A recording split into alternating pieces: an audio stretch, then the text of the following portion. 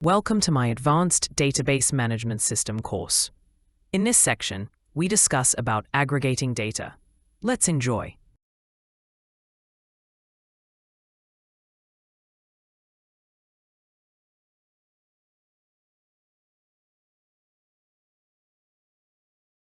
Aggregating data in SQL involves using aggregate functions to perform calculations on groups of rows and return a single result.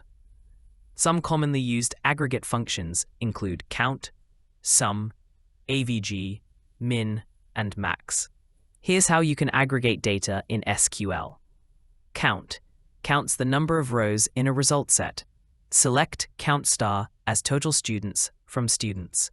Sum calculates the sum of values in a column. Select sum sales amount as total sales from sales. AVG calculates the average of values in a column. Select AVG salary as average salary from employees. Min retrieves the minimum value in a column. Select min age as min age from students. Max retrieves the maximum value in a column. Select max age as max age from students. Group by groups rows based on the values in one or more columns and applies aggregate functions to each group. Select department, AVG salary as average salary from employees group by department.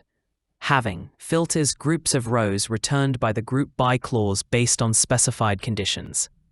Select department, AVG salary as average salary from employees group by department. Having AVG salary greater than 5,000. Distinct removes duplicate values from the result set before applying aggregate functions.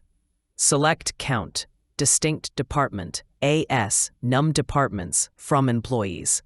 These are some examples of aggregating data in SQL using aggregate functions and grouping.